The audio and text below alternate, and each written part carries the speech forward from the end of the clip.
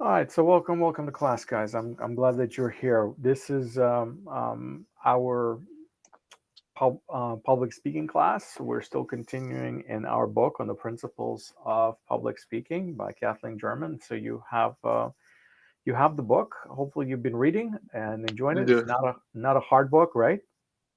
What do you no, say? not hard.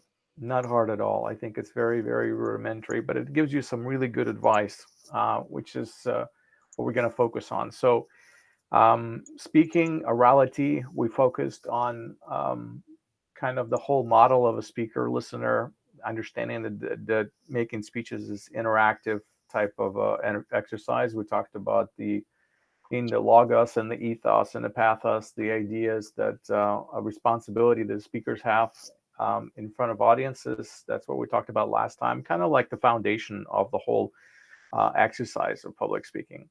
But today we're going to get a little bit further in our text, and we're actually going to look at starting to structure the speech. Really, what does it take? What are the steps of building a speech? What does it entail?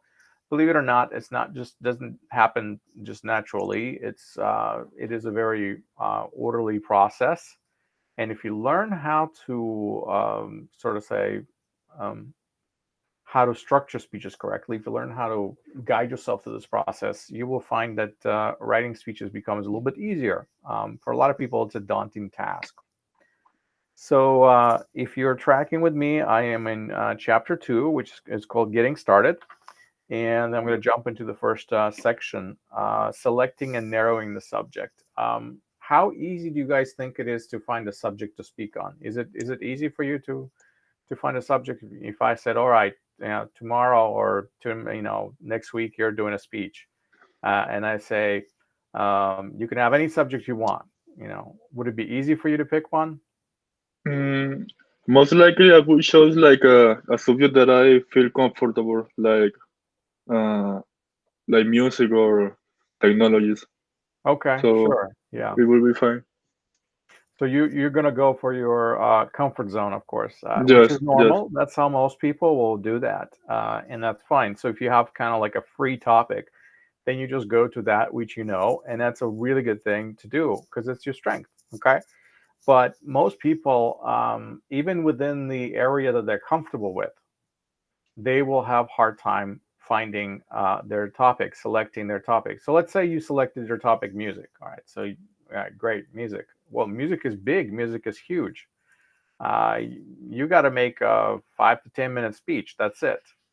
You can't give me an encyclopedia on music. So you have to kind of narrow things down a little bit. So you said, okay, music. That's good. What are you gonna talk about in music? Are you going to talk about the construction of music? Are you going to talk about how music was invented, how the notation came to be? Talk about a particular style of music, or maybe even just a particular artist that you like, or musical instruments. There's so much in music, right? So now you have to narrow down. What is it going to be? What do you think, Francisco? What would be your call? Uh, I would like to talk about maybe instruments. Like I used to play drum sets in a symphonic orchestra. So yes, I would like to talk Okay, about maybe good. about a So special kind of music or instruments. good. So music, then we go to instruments, then we go to drum sets. So we kind of narrow it down. That's good. That's a little bit easier now. So now you have to think how much um, do people that are going to listen to you actually know about drums or music or particular types of beats or particular equipment. If you're talking about acoustic drums or hand drums or electronic drums, there's so many beat instruments out there that are so diverse. And so, like, okay, how much do the people that are going to listen to me actually know about it, right? You have to consider that because I what? think, Go yeah, ahead, I Miss. think that's very, very important, and that's something that I think about it before making a presentation. Because, for example, in school, sometimes you have to talk about a topic that it's important to all of the students, But for example, if you're gonna give public speaking something that it's important to not only you but the rest of the people, it's gonna be okay. But if, for example, there's people that are not interested, there's gonna have like a kind of, and they are not gonna pay attention maybe. So it's good if you find a topic that it's like, I don't know, and even all the I don't know, like kind of the things that you do in order to present, because it's not the same if you read than instead of I don't know, making pauses and how you speak and all the diversity things that you do in order to get it Yes. better. Your audience perception is very important because, as you mentioned, Nancy, the idea is that you don't just want to speak about the topic you're interested on. You want your audience to gain something, right? You want them to track with you. So let's say you're going to talk about drums, and there's the sophisticated drum synthesizers out there on the market. So I'm going to go into comparing the models and talk about which one is best. And guess what? Like 95% of the people are not going to even know what in the world I'm talking about. They're going to, like 80% of the people probably not going to even know that there's such thing as a drum machine or something like that, that creates electronic beats. They're just going to say, I thought you just take the drum and hit it. So I can go too specific. I can go too narrow, right? And I can go into an area that people know very little about. And I'm going to lose my audience. Not that they're not going to be just even interested. They're not going to be able to follow me at all because they know nothing about this area. So I have to ask myself a question. How much do they know about this topic? And what do they not know that I maybe need to explain to them? And is this interesting to them? Or if what I am truly interested in is not super interesting to them, so maybe we can adjust the topic a little bit and make it interesting. How can I make it interesting? So that's the idea. As Francisco, you mentioned that you always want to go your strength, and that's the idea. So the question is, your strength, what you're into, the things that you know, but do you know what your audience knows? And that's the answer that will help you get to a place in your speech where you're actually going to hit it. You're going to get what you want, and that is for people to listen to you and pay attention and track with you. And so you have to kind of gauge your audience a little bit, and we'll talk actually more about that. There's going to be like a whole chapter, about analyzing your audience and things like that. So that's actually quite a complicated exercise, but we'll do that. So there's topics, and then topics are just that. They're topics. They just tell you, I'm going to speak about this, fill in the blank, right? And then your topic cannot be very broad, like music, for example. We said, let's narrow it down. What kind of music? Well, we're going to talk about instruments. We're going to talk about drums, and we have to keep narrowing it down essentially because we have to now come to this point of decision. If this is the topic that I want, well, what do I want to say about that topic? Do I want this speech to be a kind of speech that persuades everybody to pick up a drum set and learn how to play it? Is that what I want? Or is my speech going to be the kind of speech where people are going to just appreciate, all the different drums that are out there? Or is my speech going to be, informing them about a particular type of, drum or something like that that's very unique? The question is, what do I gain by this speech? Where do I want to take my people? What do I actually want to say about my topic? So Nancy, do you have an idea? You have like a topic? If I asked you to pick a topic, what would you pick? Like, what would you think?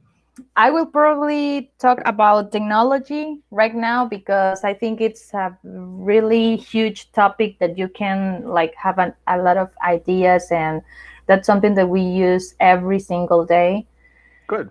And also, I usually like to talk about, I don't know, like nature and environment. Okay, great. So two very different, perhaps, topics. Yeah. but that's good. I like it. So you got tech, you got nature. Those are kinds of your things. So So what kind of technology? Well, like there, technology is big. It's like saying I want to talk about food. Well, which Yeah, one? yeah. What kind? What kind of Actually, thing? about food too. Food too. I love to eat. Yeah. Usually with technology, it's like I don't know. For example, the differences between one brand and another one. For example, in this case, let's say Apple and Samsung, or between computers and phones or whatever. Because Okay. yeah, I used to work in that area, so Okay. I So know a computer little bit. technology. So like personal computers or personal devices, right? So what are you talking about? Yes, So yeah, okay. So you're not and talking how about they. technology of flying to the stars. You're talking about technology of personal devices, personal computers, like technology that humans actually use in their everyday life. That's right. Yeah, but it's mainly in advantages and disadvantages of them. Okay, pros and cons. Okay, that's good. Yeah. That's a good way to approach it. But so that's kind of your area of interest: personal computers, personal technology, phones, tablets, laptops, kind of an idea. Okay, good. So here's the question for you, Nancy. So if you were to speak, about technology, what would there's different purposes that you can pursue. And we're going to get into that in a second. Where would you go with that? Would you be, prone to give a speech just informing people about what's out there as far as different types of technology pros and cons, or are you more into how to use it? There's the how to. That's another type of a speech, right? How many videos have you seen on YouTube where like show you how to do something or how to use this particular piece of technology or some program or app or something in some way? Or so there's that. Or there's always a speech of like, hey, now that you've seen the pros and cons, now go and grab yourself a MacBook, or something like that. No, I'm more like interactive speech, let's say, because I think that when you just inform an audience about something, you might not probably get answers, or you might, I don't know. I think that maybe your audience will get like bored. I don't know. Okay, It depends on the audience, It depends it on does. if they like the topic, it's gonna be great. But if they don't, it's gonna be like, I don't know, because I like when there's like interaction between the audience and the person Sure. in front, so I Yeah. will like. And then a speech, in a live speech, this is the best part: is that interaction, the back and forth, the your ability to feed off of what people are giving you, essentially the feedback that they're providing. We talked about how you have that message, right? But Hmm. you're not just giving something, you're actually receiving feedback. You're seeing that they're getting excited about something, then you take that, and you run with it, sort of say, or you maybe dial it back or something like that, depending on what you see. A lot of times, I'm speaking a lot of times impromptu. And so that means that a lot of times, as I see people grab onto the idea, I develop that idea further. So that's kind of my way. I'm like you, Nancy. I like interaction. I like back and forth. It Yeah, but actually gets me going. So sometimes I am afraid of that kind of speech, because you don't know how the audience is gonna behave in front of you. And if sometimes, for example, if you ask a question and you do not receive an answer, or it's like okay.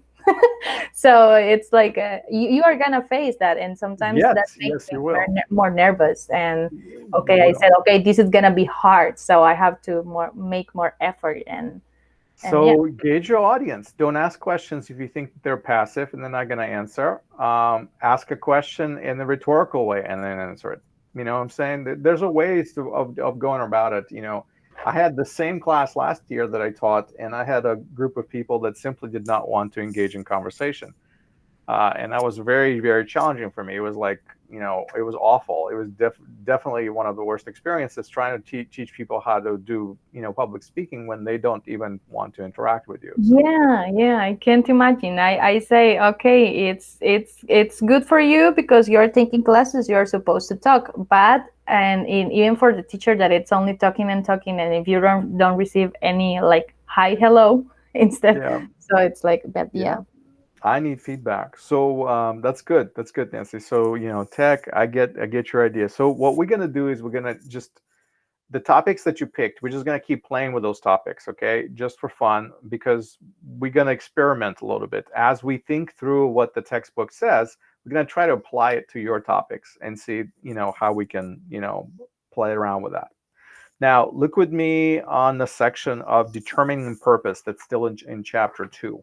The section on determining purpose is really important. Basically, you need to know about that there are different purposes in speaking. There's general purpose and there's specific purpose. And most people cannot tell the difference. Okay, most people cannot differentiate between general and specific. I'm going to try to outline it in a way that it will make total sense to you and it will actually be very easy. Okay, so you picked your subject. You got tech, personal tech, something like that. You have drums as an instrument. And so, but what is going to be your purpose? So the general purposes that are out there is to inform, to persuade, or to entertain. So there's 3 general purposes. Inform and persuade are probably the most common ones, okay? So I'm not going to focus in this class on entertaining, okay? Because that's a very narrow, very, very specific purpose, and very few people, unless you are a professional entertainer, I actually need that skill, okay? But the skill that you will need, pretty much everyone, and that's informing people about something and then persuading them about something. Everyone's going to need those skills, so I'm going to focus on those. So inform, persuade, entertain. So that means you're going to tell people something about something. You're going to clear out the understanding or create an understanding, maybe clear some misunderstanding that they have about the topic. Persuade, that means you're going to have to try to influence them, change an idea or thinking that they have maybe to something else, or to develop a new thinking, or to move them to action, even that possibility. So those are kind of your main thrusts. So let's talk about informing. When you inform, all you're trying to do is you're trying to tell people something about something. You're trying to expand their mind. So if I want to inform to you about, pros and cons of, PC versus Mac or something like that, I can talk about the upside and the downside of each one. Here's the good side and here's the bad side. So here's this, and I try to be objective, but that's my general purpose, is to inform. Okay, so general. I simply want you to know something you might not know, or consider something you haven't considered. Okay, and my goal is to expand your understanding, is to grow you. And if this is something that you're interested in, if this is the topic of interesting, if you can't decide between Mac and a PC, then you're like, oh yeah, I want to hear it. This is really good. I need this kind of information. Give me all the pros and cons. Give me all the good stuff.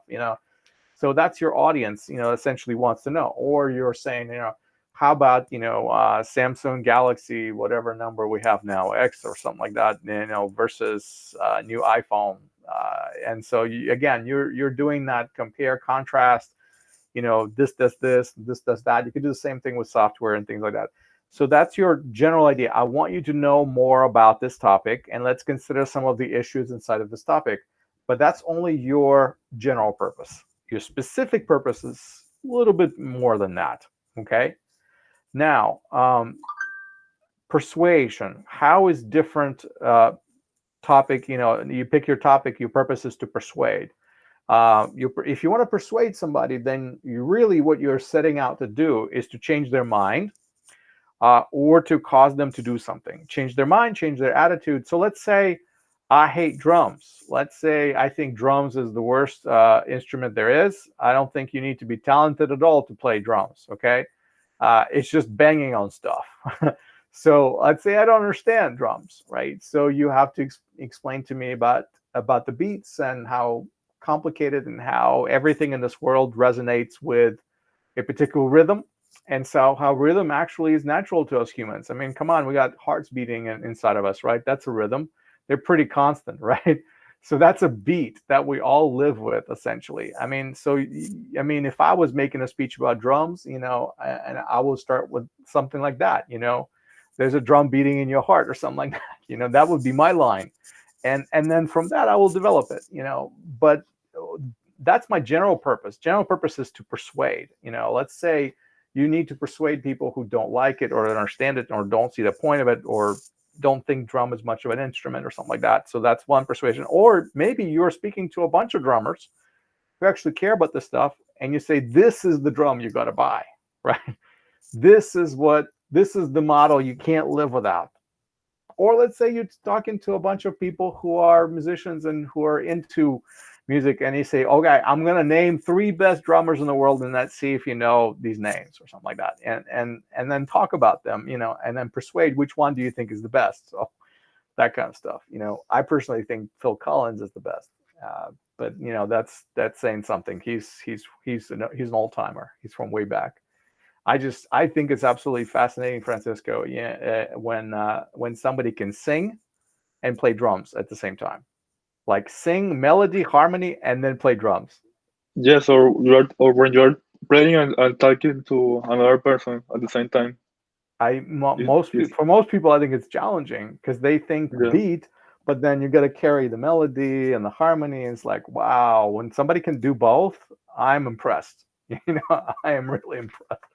So the person that comes to mind with me is Phil Collins, because I always think of him as the drummer, but then he also sings in his own performances. I'm like, wow, that's amazing. So anyway, so that's your speaking to persuade. Speaking to persuade is really about changing people's perception, changing people's minds, making them do something.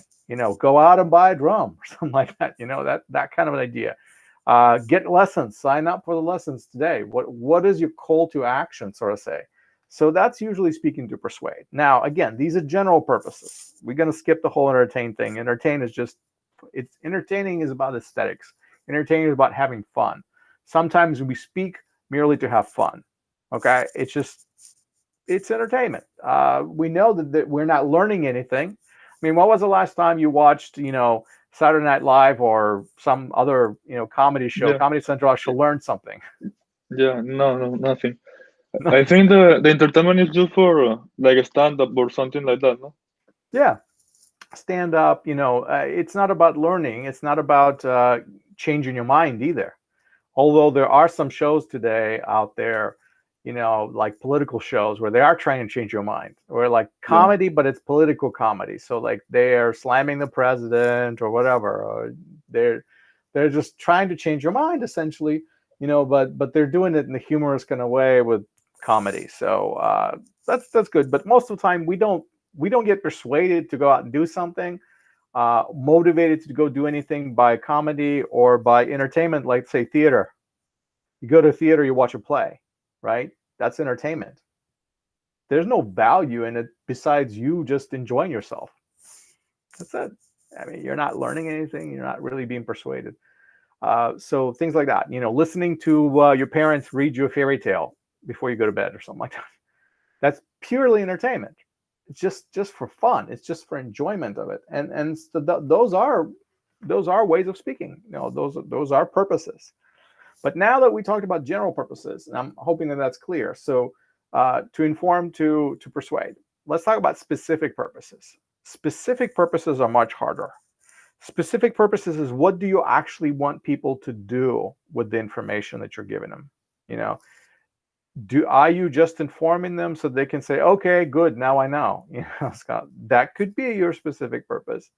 My specific purpose, Nancy, is to tell you about the differences between PCs and Macs so that you can be better informed, and next time you go buy one, you buy one that you really need. So depending on what you want to do, I want to use it for school, or you're going to use it for something else.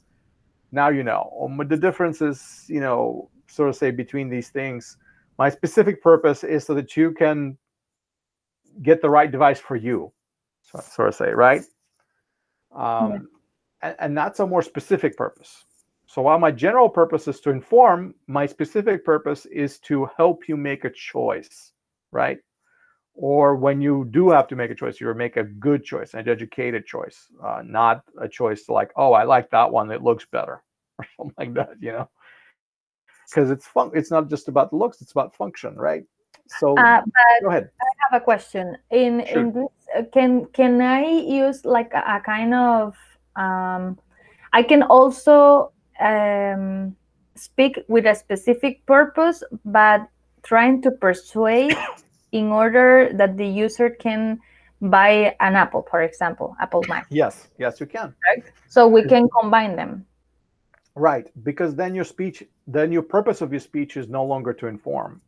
Your purpose is now to persuade. If you want them to make a specific decision, then you're not just saying pros and cons, right? You're not just saying this is that. Now this is a marketing speech, and now you want them to come to a conclusion on this decision because you're going to make that conclusion for them. You're not leaving that conclusion for them. You see what I'm saying? That's the difference. You're no longer just informing them. You're actually pushing them towards a very specific decision. But how can I know which is the specific, how can I call the specific type, or right? So or which one dominate? Let's say. Well, again, it's your special purpose. The specific purpose is going to say, I want you to do something, right? I want to tell you about this so that you could do this. There's a goal in mind. What is the goal you're trying to accomplish? And that goal will determine whether you're speaking to inform or you're speaking to persuade. Okay. Answer the goal question. That will determine what kind of speech it is. A lot of times people start with a speech to inform and then they move to a speech to persuade.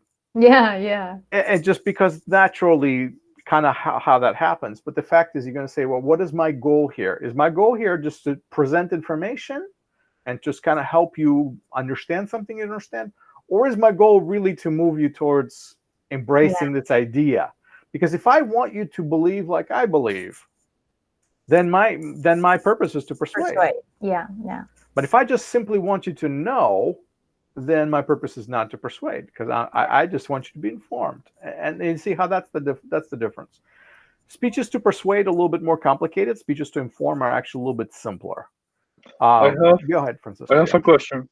For example, you can combine two general purposes in one talk. For example, if I want to talk about one product and I first need to get the people know that what is it. So you start talking about information, and then you need to, once the people know what it does, you need to tell him that this is the best in the market. So the talk is gonna be right, including the information and the. I got you. I understand what you're saying. Here's the difference. The difference is that every speech to persuade is going to have informational component to it. There is no such thing as speech to persuade without some sort of information, unless people already know what it is that you're persuading them about. Then you just keep beating the idea, because you're not trying to reason it out. I mean, sometimes people already know what you're trying to persuade them about, and you just need to basically force them to make the decision, right? But every speech to persuade is going to be informative in a way. I mean, I can't think of one way that I could do a speech to persuade without giving you some sort of information. I mean, you'd have to know exactly what I'm talking about, in order for me to just leave all of the information out and just move straight to the persuasion part. There's always going to be that buildup. There's always going to be explanation of some sort, a reasoning. And with that reasoning is going to be more information or more data, more possibilities, more options that are going to be played around. So, there's that. I mean, that's it. I mean, I can't think of a speech to persuade without that informational component. Okay, so but as I said, the difference is what is your goal?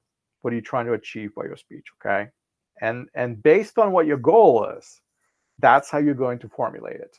It's either this or it's either that, and that's how it's going to flow. Now, usually there is one single specific purpose that you may have in your speech, and it is something that you want your audience to understand or to believe or to do, whatever that single idea that you have. Okay.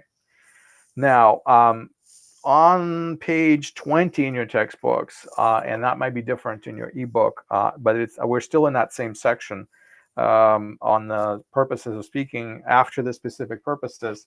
And just before the central idea section, the authors talk about how, they break it down into 3 categories: understanding, beliefs, and action. And I think that's very helpful. Okay. So understanding, beliefs, action. Think about it. If my speech is informing you, that I'm really creating understanding or expanding an understanding.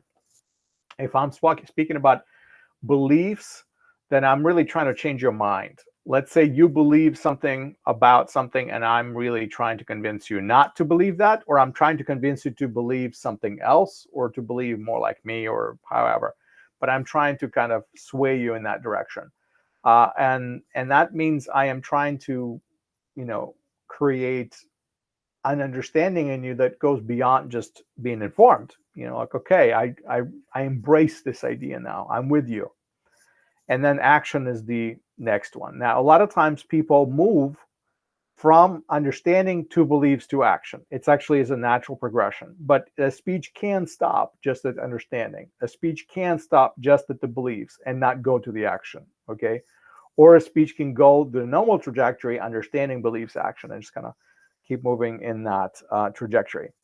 Okay, let's see. Let's talk a little bit about the central idea. This is a really important concept, and after that, we take a quick break. Central idea is probably one of the most crucial parts of building your speech. You would be surprised how many people struggle with this very concept. If you learn how to determine, how to articulate, how to clarify a central idea of whatever speech you're making, that central idea, however you phrase it, will basically create the speech for you. Phrasing your central idea is crucially important, because how you articulate what your central idea is going to determine how your speech will be shaped, which direction it's going to flow into. Okay. And so I'll illustrate that in just a minute, but let me just say it this way, that central idea is usually one single statement. It's like one sentence. It's your whole entire speech. If you could summarize it in one sentence, that's your central idea. It basically is your punchline. It is the core. It is the essence. Some people call it the thesis or the central idea. And depending on what that is, that's how your speech is going to have to go. Because what central idea is the core. Think of it as the spine. Okay, it's like the backbone, and then all the other bones are growing off of it. So whatever your central core idea is, from that core idea, you will build examples, you will build arguments, you'll build illustrations, you will develop that idea, you will build evidence, whatever it is that you've got to have to support that central idea. But think of central idea as the spine, essentially, and then all the other bones growing off of it. And it's a nice visual illustration. Or think of it as a trunk of a tree, and the branches are growing off of it. So what kind of a tree it's going to be, is going to determine by that central idea. So usually, as I said, one simple statement, simple sentence. Sometimes you may get yourself to a paragraph, and you just keep narrow it down, simplifying it until you get that brief. It has to be long enough where the audience understands what it is that you're trying to achieve and what you're trying to state. But it cannot be long so that it gets lost and they forget what it is. So it cannot be several sentences. It really has to be brief, within a regular sentence size, basically. Okay, so here's some central ideas that the authors give us in the textbook, and this is really good. They give 3 different ideas. Same topic, by the way. So we have the same subject. Remember, we're choosing a subject, and then we're staying with that subject. But how and what we're going to do with that subject is going to be a little bit different. So here's an idea. It says, central idea for this speech: with only minimal mechanical skills, anyone can fix a leaky faucet. Think of it. With only minimal mechanical skills, anyone can fix a leaky faucet. That's a whole speech right there in one sentence. So if I was to take that central idea and I was to develop it, I can talk about what skills must the person have. Well, they have to know how to hold a wrench.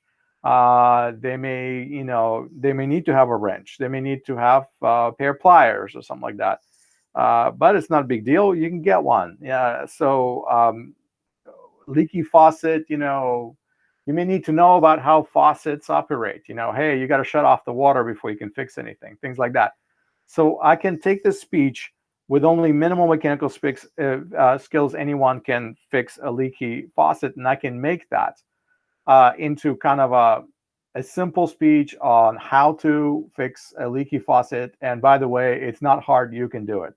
Kind of encouraging people, motivating them. Hey, you can do this. You have an ability to complete a task, essentially.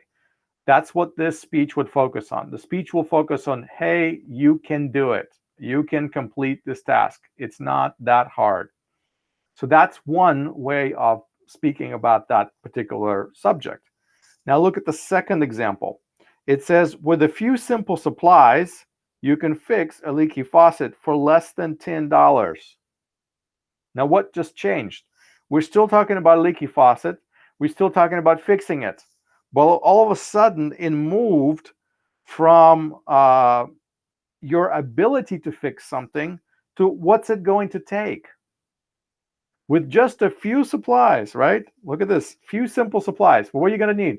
All right, you're going to need a wrench. You're going to need some plumber's tape. You're going to need this. You're going to need that. So few little things. You're going to need a gasket. And, don't forget to shut off your water, things like that.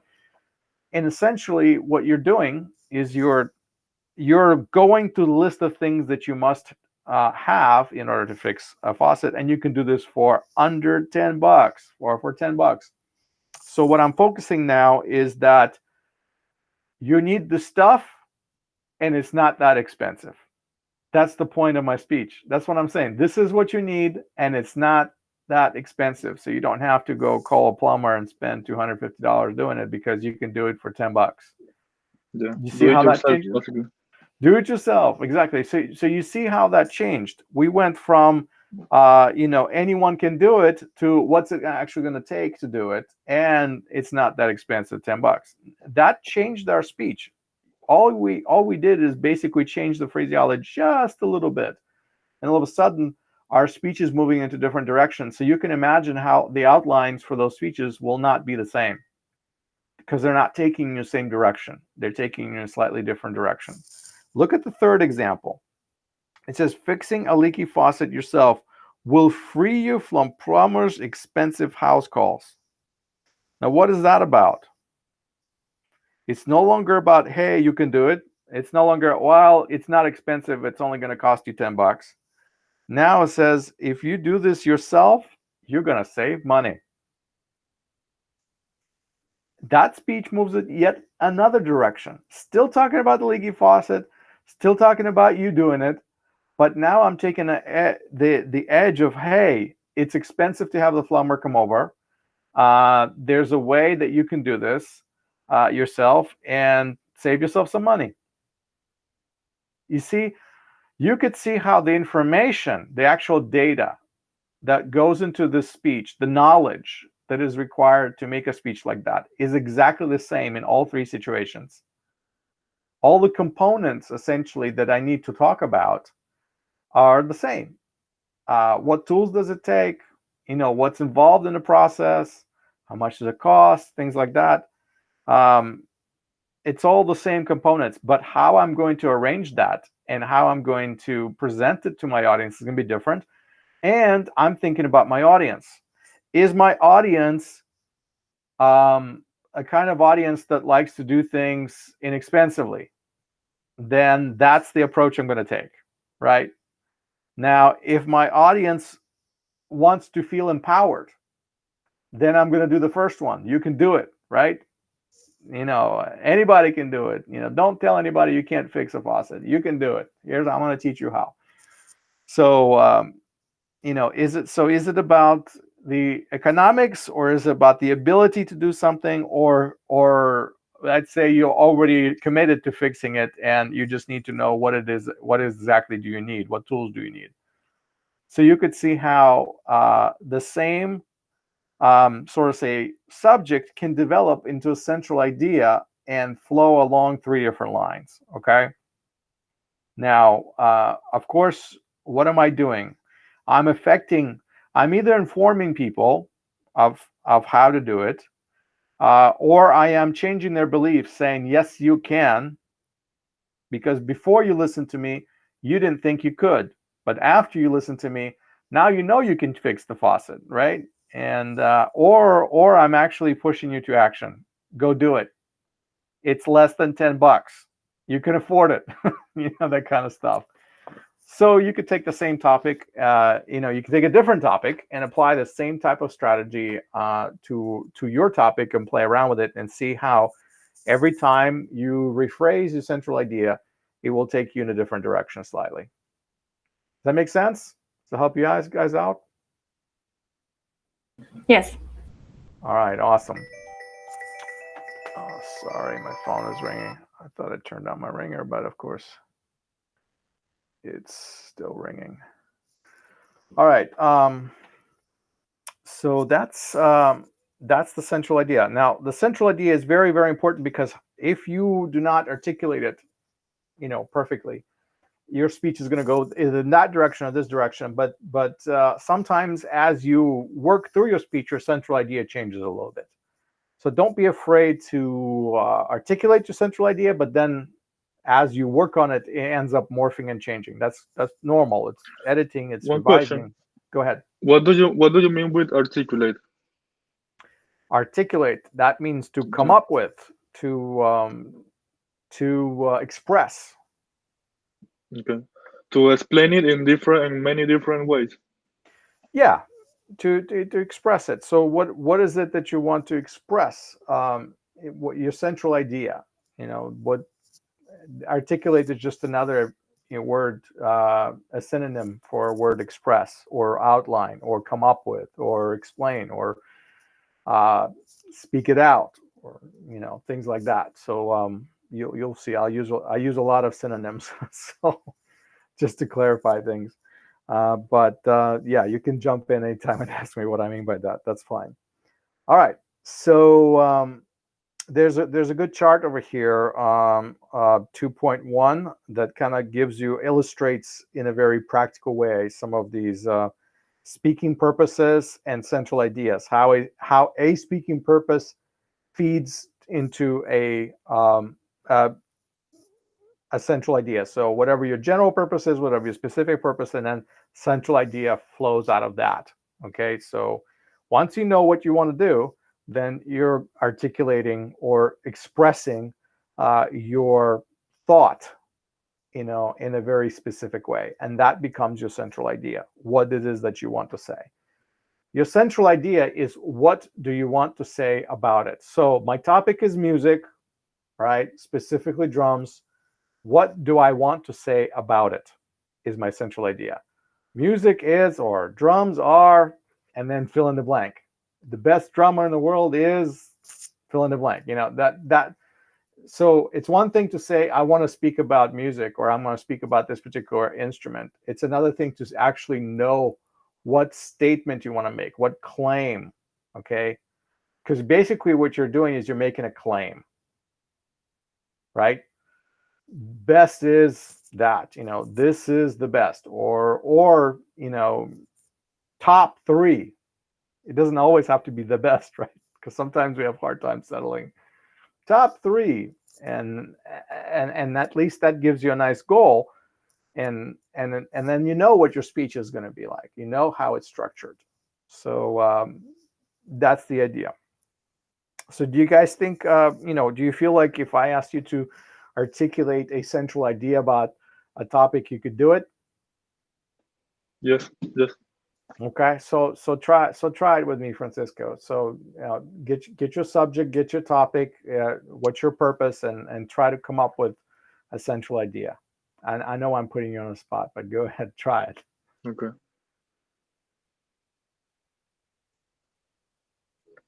So I need to take a general purpose, a specific purpose, and a central idea.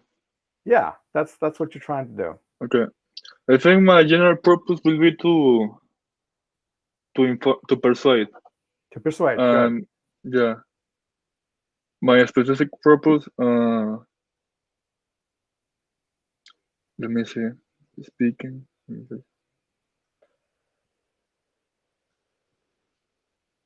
To explain, maybe. To explain. Okay. Yeah. And the central idea will be that everybody can. Let's say I am going to talk about drums, so everybody can play drums. Is an easier instrument to play to start learning, and it's also you can like you can go further than you like a hobby, or you can even dedicate it like in a professional way. Okay. All right. So that's good. That's good. So now that you've expressed that central idea, and what I heard you say is that anybody can learn how to play drums. Anyone can become, sort of say, move in that direction. So what you're trying to do is you're trying to change people's belief, right? Yes, Because maybe people in your audience do not think they have what it takes. yes, that's right.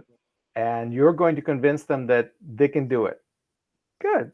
That's good. So your central idea has to be, anyone can do it, sort of kind of thing. So that becomes, anyone can learn how to play drums in 15 minutes or less. And Yeah. and in your speech, you can actually teach them how, you can actually perform an exercise, which is a great way to pull your audience in, participation, that kind of stuff. You can ask people to clap, it's that simple, and clap on a rhythm, and then you add another rhythm to it, and before you know it, you actually have a syncopated rhythm beat or something like that. It's kind of cool. All right, awesome. I like that. So you get the idea. It takes a little bit of a practice to kind of say, how do I go from here to here to here? But as you do it, the theory is the same. Okay, how you work it out is going to be different depending on your topic, what your comfort zone is, but the mechanics is the same. You will take any topic and you work through those steps. You see, what I'm trying to teach you is the how-to that can be applied to any topic whatsoever. Once you learn how to, then you're off. Then you can take it as creative as you want to be, and the rest is just different variations of the same. Okay. All right, guys. So let's take a quick break. Let's stretch out for 10 minutes. It's, let's see, 4:24 on my clock right now. So how about I see you at 4:34? Okay. So 10 minutes stretch out, walk around, do what you need to do. Grab a coffee. I'll see you at 4:34. Okay. Okay. All right. Perfect.